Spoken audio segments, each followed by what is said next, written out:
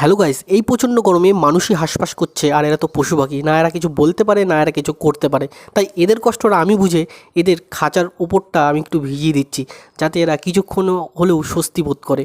এবং ছাদটা ভেজানোর আগে ছাদের উপরে আমি পাটের বস্তা দিয়ে দিয়েছিলাম, যাতে কিছুক্ষণের জন্য জলটা বস্তাটা ধরে রাখতে পারে। এবং কিছুক্ষণ ছাদের উপরে জলটা ধরে রাখলে কিছু হলেও একটু ঠান্ডার অনুভূতি ওরা পাবে। জানি এত গরমে ঠান্ডার অনুভূতি দেওয়া খুব একটা সহজ কথা নয়, বাট তবুও আমি চেষ্টা করছি যাতে ওরা একটু স্বস্তি বোধ করে।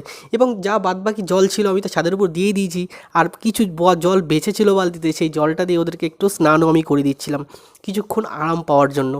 এই গরমে মানুষই কিচ্ছু করতে পারছে না, আর এরা তো পশু পাখি, তো তাই এদেরকে একটু ভিজিয়ে দিলাম।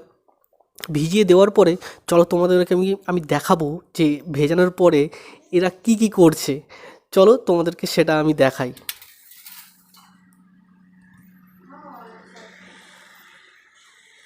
দেখো, ওদের গায়ে জল দেওয়ার পরে ওরা পাখনাগুলো ঝাড়ছে, মানে একটু পরিষ্কার হচ্ছে। একটু ভালো লাগছে আমি জানি, কারণ ওদের মনের কথাটা তো আমিই বুঝতে পেরেছি, যার জন্য ওদেরকে একটু ঠান্ডার অনুভূতি দেওয়ার জন্য ওদের ঘরের ছাদটাও আমি একটু ভিজিয়ে দিলাম।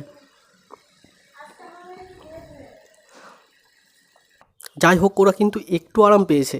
ওরা বলতে পারছে না, আমি ওদেরকে দেখে ফিল করতে পারছি ওরা একটু হলেও স্বস্তি বোধ পাচ্ছে। তাই চলো বন্ধুরা, আজকের ভিডিওটা এই পর্যন্তই ছিল। দেখা হবে আবার নেক্সট ভিডিওতে। ততক্ষণ তোমরা ভালো থেকো, টাটা।